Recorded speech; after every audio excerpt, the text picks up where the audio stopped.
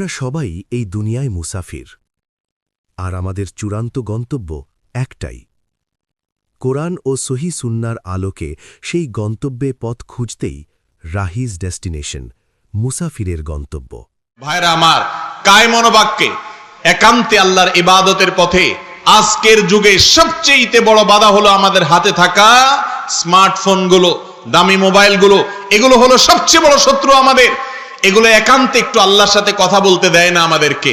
আমাদের একান্ত সময়গুলো মোবাইল ফোন নিয়ে গেছে, স্মার্টফোন নিয়ে গেছে, সোশ্যাল মিডিয়া নিয়ে গেছে, ফেসবুক, ইউটিউব, টিকটক, লাইকে এগুলো নিয়ে গেছে। ভাইরা আমার, আমাদের নির্জনে একাকী সময়গুলো একটু আল্লাহর সাথে কথা বললে মনটা নির্ভার হবে, মনটা ফ্রেশ হবে, মনটা পবিত্র হবে, আপনি সফল হবেন, আপনি সাফল্যের চূড়ান্ত শিখরে যেতে পারবেন, আপনার রমজান মাস সফল হবে। ভাইরা আমার, এই জন্য আল্লাহর ওয়াস্তে মোবাইল ফোন, স্মার্টফোন এবং সোশ্যাল মিডিয়ার ব্যবহারকে নিয়ন্ত্রণ করতে শিখেন। আপনি ফেসবুক ব্যবহার করবেন, ফেসবুক যেন আপনাকে ব্যবহার করতে না পারে। আপনি ইউটিউব ব্যবহার করবেন, ইউটিউব যেন আপনাকে ব্যবহার করতে না পারে। আপনি সোশ্যাল মিডিয়া ব্যবহার করবেন, সোশ্যাল মিডিয়া যেন আপনাকে ব্যবহার করতে না পারে। আপনি দামি ফোন, স্মার্টফোন, আপনি সেগুলোকে নিয়ন্ত্রণ করবেন, ফোনে যেন আপনাকে নিয়ন্ত্রণ করতে না পারে। আপনি যদি অটোমেটিক হয়ে যান, ডাইরেক্ট হয়ে যান, দরকারে বেদরকারে সারাদিন শুধু মোবাইল হাতাইতে থাকেন, সারাদিন মোবাইল স্ক্রল করতে থাকেন, সারাদিন শুধুমাত্র একের পর এক ফেসবুক অ্যাপ খোলেন, অমুক অ্যাপ খোলেন, তমুক অ্যাপ খোলেন, কাজেও খোঁজেন, অকাজেও খোলেন, দিনের বেশিরভাগ সময় নষ্ট করেন, তাহলে মনে রাখবেন এই জীবনে আপনার কোনো অর্জন হবে না। আপনার এই নেশা আপনাকে ধ্বংস করবে, দুনিয়ার জীবনকে ধ্বংস করবে, আখিরাতকে ধ্বংস করবে। রমজানের শ্রেষ্ঠ সময় নিজেদেরকে এই সমস্ত বদভ্যাস থেকে সরিয়ে আনার জন্য, নিজেদেরকে নিয়ন্ত্রণ করা শেখানোর জন্য রোজা মানেই বিরত থাকা, রোজা মানেই হলো নিয়ন্ত্রণ করতে শিখা। অতএব আমরা মোবাইল ফোনকে নিয়ন্ত্রণ করতে শিখি, তাহলে একান্তে দোয়া করার সুযোগ হবে, একান্তে আল্লাহর সঙ্গে কথা বলার সুযোগ হবে। একান্ত বলতে আজকাল কিছু নাই, একান্ত সব সময়গুলো মোবাইল নিয়ে গেছে। টয়লেটের ভেতরে একান্ত থাকে, তখনও মোবাইল আমাদের হাতে থাকে। আমরা নির্জন কক্ষে থাকি, তখনও আমাদের হাতে মোবাইল থাকে। আমরা একা একা থাকি, তখনও আমাদের মোবাইল থাকে। ঘুমাইতে যাই শোয়ার সময়, নিরিবিলি কোনো কাজ নাই, তখনও মোবাইল হাতে থাকে। এই মোবাইল আমাদেরকে বন্দী করে ফেলেছে, এই মোবাইল আমাদেরকে নিয়ন্ত্রণ করে ফেলছে। ভাইরা আমার, এই মাসটা, একটা মাসের জন্য আপনার যদি সৎ সাহস থাকে, আপনার এই স্মার্টফোন হয় বন্ধ করে দেন, আর না হলে এই অ্যাপগুলো ডিলিট করে দেন এবং নিজেকে নিয়ন্ত্রণ করা শিখেন। আবারও বলছি, রোজা মানেই হলো নিজেকে নিয়ন্ত্রণ করা শিখা। আপনি যদি ডাইরেক্ট হয়ে যান, দরকারে বেদরকারে মোবাইল ধরেই আপনি ফেসবুক, আপনি ইউটিউব হাতাচ্ছেন, দরকার ছাড়াও ঘন্টাকে ঘন্টা আপনি স্ক্রল করতেছেন উদ্দেশ্যহীন ভাবে, তার মানে আপনি ডাইরেক্ট হয়ে গেছেন। আপনি এখন অসুস্থ হয়ে গেছেন, এই মোবাইলে আপনাকে চালাচ্ছে, মোবাইল আপনার ড্রাইভার হয়ে গেছে, ইঞ্জিন হয়ে গেছে, আপনি এখন বগি হয়ে গেছেন। বেশিরভাগ যুবকরা আমাদের সমাজে আজকাল, তারা ইঞ্জিন না, তারা হলো বগি।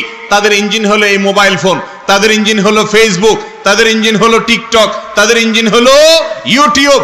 এগুলা তাদেরকে চালায়, যেদিকে টানে সেদিকে চলে, যেদিকে দৌড়ায় সেদিকে দৌড়ে, এবং এগুলার পিছু পিছু চলতে থাকে, সেগুলোর মধ্যে বুঁদ হয়ে থাকে। বন্দী হয়ে গেছি আমরা, যেই বন্দিত্ব আমরা ফিল করছি না, অনুভব করছি না। নিজের মাকে সময় দেওয়ার সুযোগ নেই, নিজের স্ত্রীকে সময় দেওয়ার সুযোগ নেই, সন্তানকে আমরা সময় দিতে পারি না, অন্য সব কিছু বাদ দেন, নিজেকে সময় দিতে পারি না। আল্লাহর সাথে একটা মাস চলে যায়, কথা বলতে পারি না। ইফতারের আগেও মোবাইল টিপি, সাহরির আগেও মোবাইল টিপি, তারাবির ফাঁকে ফাঁকেও মোবাইল টিপি, অনবরত আমরা মোবাইল টিপতে থাকি। ভাইরা আমার, এই রোগটা আমাদের মধ্যে আজ প্রচন্ড ভাবে গ্রাস করে ফেলেছে কি ফেলেনি? অতএব এটার জন্য দরকার হলো নিজের সদ ইচ্ছা, যে আমি এটাকে নিয়ন্ত্রণ করতে শিখবো। আগে আপনি নিয়ত করেন যে আমি এটাকে নিয়ন্ত্রণ করব। নিয়ন্ত্রণ করবো তো ইনশাআল্লাহ। যদি আপনি নিয়ত শুরু করেন এবং চেষ্টা শুরু করেন, আল্লাহ আপনাকে সাহায্য করবেন। আপনি এখন থেকে কন্ট্রোল করেন যে আমি রমজান মাসে, ঠিক আছে, যদি মোবাইল টিপতেই হয় আমার, আমি এতটা থেকে এতটা টিপবো, এই টাইম থেকে এই টাইম টিপবো, এর বাইরে আমি খুলবই না। আমি নেটের কানেকশনই আমি আমার মোবাইলে রাখবো না, অথবা এই মোবাইলের অ্যাপগুলো আমি টাচই করব না।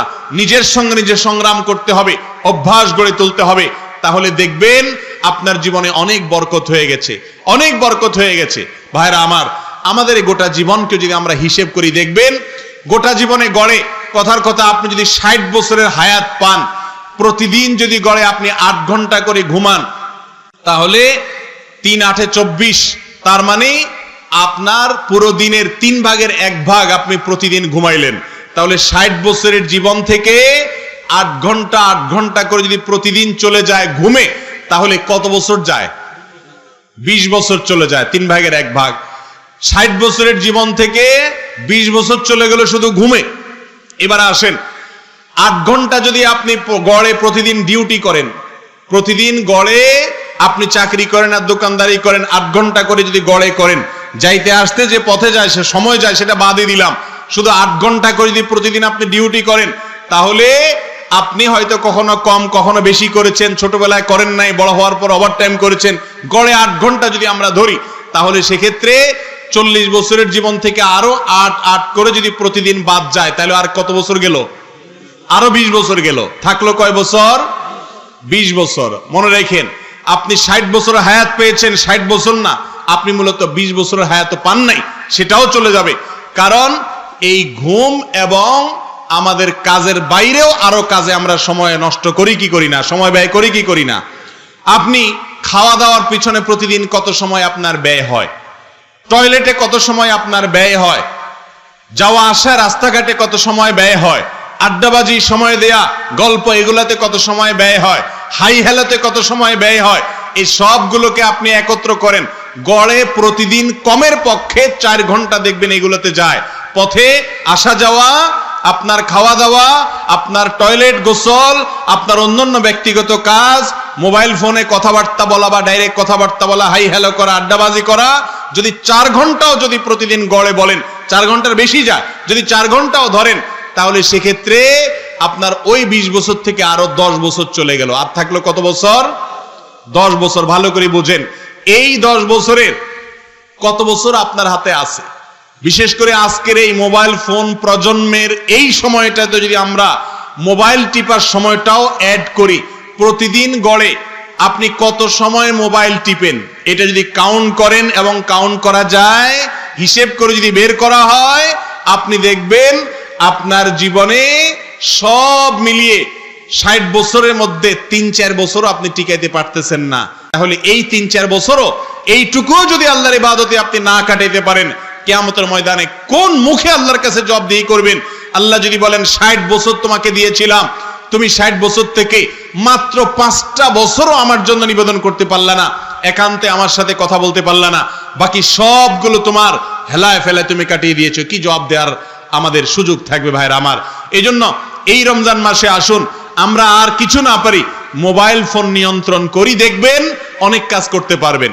মোবাইল নিয়ন্ত্রণ করতে পারলে আপনি দেখবেন দোয়া আসবে অটোমেটিক।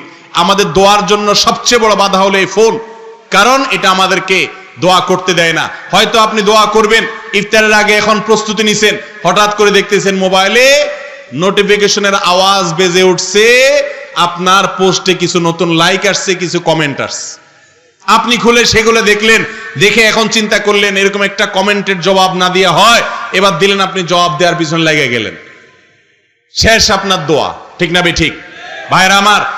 এই মোবাইল ফোন থেকে আমাদের অর্জনের চাইতে ক্ষতি বেশি হচ্ছে। এটাকে যদি আমরা নিয়ন্ত্রণ করতে জানি, তাহলে এটা আমাদের উপকারে আসবে। আর যদি নিয়ন্ত্রণ না করি, ডায়রিয়ার রোগী যেরকম টয়লেটে যাওয়া আসাটা তার হাতে না, তার ইচ্ছায় হয় না, ডাইরেক্ট হয়ে যায়, আমরাও মোবাইল ফোন আমাদের মন মতো সুবিধা মতো হাতাই না, মোবাইল ফোনে আমাদেরকে সারাদিন নাড়াচাড়া করে, আমরা সেরকম ডাইরেক্ট হয়ে গেছি। এই অসুস্থতা কাটায় ওঠা দরকার কি দরকার না বলেন? রমজানের চাইতে উত্তম কোনো সময় নাই। আসুন সংকল্প করি, কোন সব যুবকরা আছেন যারা নিয়ত করেছেন রমজানের বাকি দিনগুলোতে মোবাইল ফোনের ব্যবহারটাকে কন্ট্রোল করবেন, যে ঠিক আছে আমি প্রতিদিন জোহর থেকে আসর অথবা আসরের পরে 1 ঘন্টা অথবা রাতে আধা ঘন্টা আমি এই টাইমটাতে মোবাইল ব্যবহার করব, বাকি টাইমে আমি মোবাইলে সোশ্যাল মিডিয়াতে ঢুকবো না। এরকম নিয়ন্ত্রণ করে নিজেকে একটা রুটিনের মধ্যে আনতে পারবো, এরকম নিয়ত যারা করেছেন একটু হাত তোলেন দেখি। আল্লাহ আপনি আমাদের সবার হাতগুলোকে কবুল আর মঞ্জুর করে নিন। আল্লাহ আমরা সবাই আজকাল মোবাইলে বন্দী, আল্লাহ আপনি আমাদেরকে মুক্ত হওয়ার তৌফিক দান করেন। আল্লাহ আমাদের জীবনটাকে প্রোডাক্টিভ হওয়ার তৌফিক দান করেন। আল্লাহ আমাদের জীবনকে প্রোডাক্টিভ জীবন তৌফিক দান করেন। আল্লাহ রমজানকে প্রোডাক্টিভ রমজান হিসাবে কাটানোর তৌফিক দান করেন। আয় আল্লাহ আমাদের জীবনকে আপনি সফল করে দেন। আল্লাহ আমাদের ছাত্র ভাইদেরকে সফলতা এনে দেন। আল্লাহ চাকরিজীবীদের সফলতা এনে দেন। আয় আল্লাহ আমাদের সার্বিক কাজে আপনি সফলতা এনে দেন। আল্লাহ আমরা হাত তুলে দোয়া করেছি, নিয়ত করেছি, আল্লাহ আপনি আমাদের সমস্ত নিয়তগুলো কবুল আর মঞ্জুর করে নেন। আয় আল্লাহ মোবাইলের বন্দি দশা থেকে আপনি আমাদের সবাইকে নাজাত এবং মুক্তি নসিব করুন। মাশাআল্লাহ, আপনারা সবাই নিয়ত করেছেন তো, নাকি এমনি হুদাই হাত তুলছেন? অযথা হাত তুললে কোনো লাভ হবে? আমরা তো নিয়ত করেছি। আমি আগেই বলেছি আপনি সংকল্প করেন, দেখবেন সব সহজ। মানুষ পারে না এমন কিছু আছে দুনিয়াতে? অর্থাৎ মানুষের সাধ্যের ভিতরে যত কাজ আছে এগুলো সবগুলোই মানুষ চাইলে করতে পারে, কিন্তু দরকার হলো সদ ইচ্ছা। আপনি মোবাইলটাকে যদি এই মাসটা নিয়ন্ত্রণ করতে শিখেন, আপনি নিশ্চিত থাকেন, আপনি যদি ছাত্র হয়ে থাকেন আপনার রেজাল্ট ভালো হবে, চাকরিজীবী হয়ে থাকেন আপনার কর্মস্থলে আপনার রেপুটেশন ভালো হবে, ব্যবসায়ী হয়ে থাকেন আপনার ব্যবসা ভালো হবে, রমজান মাসে ইবাদত বন্দি করবেন সেটাতে বরকত হবে। শর্ত হলো আপনার সময়কে নিয়ন্ত্রণ করা শিখতে হবে। মোবাইল ফোনের আসক্তি, নেশা, এটা মাদকের নেশার চাইতেও মারাত্মক। মাদক মানুষের এত ক্ষতি করতে পারে না, এই মোবাইল ফোনের নেশা যত ক্ষতি করতে পারে। ঠিক না বে ঠিক? নিজেরা তো নিজেরা, আমাদের মা বোনরা, আমাদের বাচ্চা কাচ্চারা, আমাদের ছোট বড় সবাই, এমনকি আজকাল মুরব্বীদেরকেও দেখা দেয়। আগে মুরব্বীদের হাতে তাসবিহ, এখন কোন কোন মুরব্বীর হাতে তাসবির জায়গায় মোবাইল উঠে গেছে। ভাইরা আমার, এই রমজান মাসে একটা মাসের জন্য নিয়ন্ত্রণ করা শিখেন। আমি অনেক মানুষকে চিনি ব্যক্তিগতভাবে, অনেক যুবককে আমি চিনি, যেই যুবক ফেসবুক অ্যাপ ডিলিট করে ফেলেছে তার মোবাইল থেকে এই মাসের জন্য। সাহস দরকার, এগুলোর জন্য বুকে বল দরকার। সাহস করা যাবে না ইনশাআল্লাহ?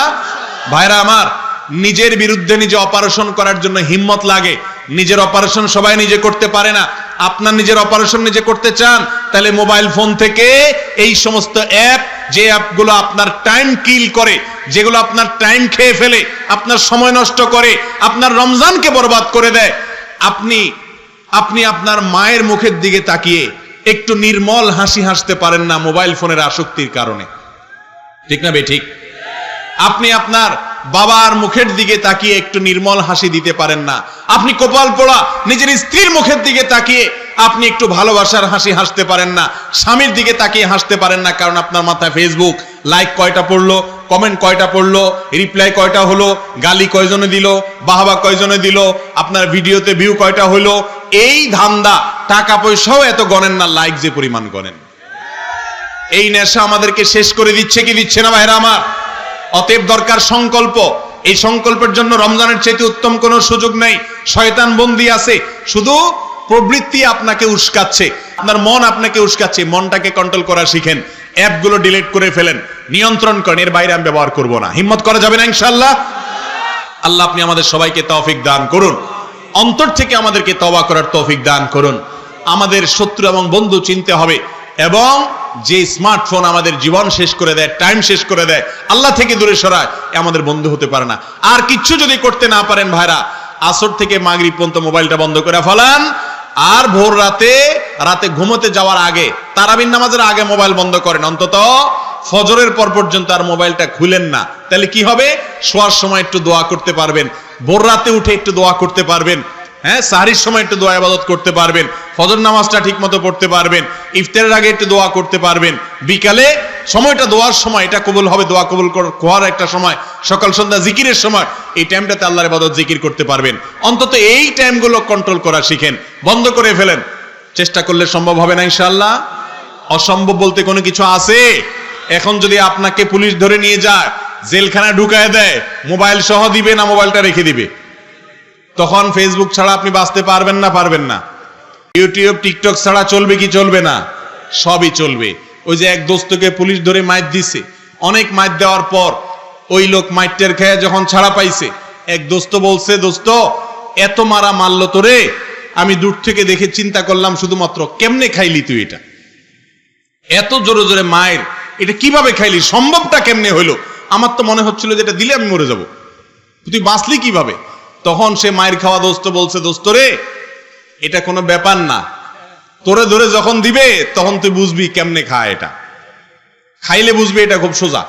ঠিক একইভাবে মানুষের সাধ্যে যা আছে মানুষ চাইলে নিয়ন্ত্রণ করতে পারে। আপনি মনে করেন ফেসবুক ছাড়া আমি বাঁচবো না, ইউটিউব ছাড়া আমি বাঁচবো না, এগুলো ফালতু কথা। অনেক যুবক বলে অমুক মেয়ের সাথে আমার হারাম সম্পর্ক হয়ে গেছে, অবৈধ সম্পর্ক হয়েছে, তারে ছাড়া আমি বাঁচবো না। আমি বলি এটা ফালতু কথা। ধরে দুইটা চটকরা দিয়া জেলখানা ভরে দিলে আপনিও পারবেন, আপনার 14 গোষ্ঠীও পারবে। মানুষ পারবে না যারা বলে, এরা সব কাপুরুষ। আজ আমাদের যুবকদেরকে নিজেদের বদভ্যাসের বিরুদ্ধে অপারেশন করতে হবে। অপারেশন করতে পারবেন না ইনশাআল্লাহ? পারবেন না বলে কোনো কিছু নাই। আপনার সাধ্যের মধ্যে থাকলে অবশ্যই আপনি পারবেন। আপনি না পারলে কে পারবে? আপনাকে পারতেই হবে, আপনাকে পারতেই হবে। কারণ পারা ছাড়া আর কোনো গতি নাই আপনার। আপনি যদি সফলতা চান, আপনি যদি সার্থক হওয়া চান, আপনি যদি রমজানকে নিজের করে নিতে চান, এই রমজানটা আমার হবে, আমার এই গ্রামে, আমার এই থানার মধ্যে এই রমজানটা আমার সবচেয়ে সফল হবে, এটা যদি চান তাহলে নিজের বিরুদ্ধে নিজে সংগ্রাম করা শিখতে হবে। গোটা দুনিয়ার অন্যায়ের বিরুদ্ধে সংগ্রাম পরে করেন, আগে নিজে যে অন্যায়ের ভিতরে ডুবে আছেন সেটার সংগ্রাম করা ধরেন। চেষ্টা করা যাবে না ইনশাআল্লাহ? অসম্ভব বলতে কিছু নাই ভাই। অমুকরে ছাড়া আমি বাঁচবো না হুজুর, কি করব? আরে বাঁচবেন না মানে? আপনি আমার কাছে আসেন, কেমনে বাঁচেন না বাঁচেন আমি দেখি। আপনি বাঁচবেন, আপনার 14 গোষ্ঠীও বাঁচবে। হাত পা বাইন্দা ঝুলাইয়া রাখলে দেখবেন যে কেমনে বাঁচেন, জেলখানা ভরে দিলে দেখবেন যে কেমনে বাঁচেন। শয়তান এগুলো বুঝায় যে অমুকরে ছাড়া আমি বাঁচবো না। আরে অবৈধ সম্পর্ক আবার কিসের বাঁচবেন না? বিয়ে হয়ে গেলে দেখবেন 2 দিন পরে বলবেন যে অমুকরে ছেড়ে যাইতে পারলে বাঁচি। কখনো অবৈধ সম্পর্কে শান্তি থাকতে পারে? যুবকরা আপনারা হলেন নতুন গাড়ির মতো, নতুন গাড়ির মতো। বুড়া মুরব্বীরা পুরান গাড়ির মতো। পুরান গাড়ি ব্রেক দিলেও আরো কয়াত যায়, নতুন গাড়ি ব্রেক দিলে জায়গায় থেমে যায়। ঠিক না ঠিক? যুবকরা যদি ইচ্ছা করে আমি বদভ্যাস ছেড়ে দিব, মোবাইল ফোনকে আমি ব্যবহার করব, মোবাইল ফোন আমারে ব্যবহার করবে না, মোবাইল ফোনকে আমি নিয়ন্ত্রণ করব। কখন ব্যবহার করব, কি করবো, এটা আমার ব্যাপার। মোবাইল আমাকে অটো ডাইরেক্ট বানায় ফেলবে, সারাদিন ওটার ভিতরে ডুবাই রাখবে, আমার মা বাপ চিনবো না, ভাই বোন চিনবো না, এটা হতে পারে না। এই ইচ্ছা যদি মোবাইল ফোনকে নিয়ন্ত্রণ করার ইচ্ছা যদি যুবকরা করে, সম্ভব কি সম্ভব না? অতএব আমরা চেষ্টা করবো না ইনশাআল্লাহ। আল্লাহ তাআলা আমাকে, আপনাকে, আমাদের সবাইকে মোবাইল ফোন নিয়ন্ত্রণ করার তৌফিক দান করুন। রমজান মাসের প্রত্যেকটা সময়কে কাজে লাগানোর তৌফিক দান করুন। ঈদের আগে ঈদের জন্য ব্যতিব্যস্ত না হয়ে রমজানের শেষ দশককে ইবাদতের মধ্যে কাটিয়ে রমজানকে নিজের করে নেওয়ার, তাকওয়া অর্জন করার, সবর এবং ধৈর্যের প্রশিক্ষণ করার মাস হিসাবে রমজানকে কাটানোর তৌফিক আল্লাহ তাআলা আমাদের সবাই দান করুন। জাযাকুমুল্লাহু খায়রা ওয়া আখিরু দাওয়ানা আলহামদুলিল্লাহি রাব্বিল আলামিন।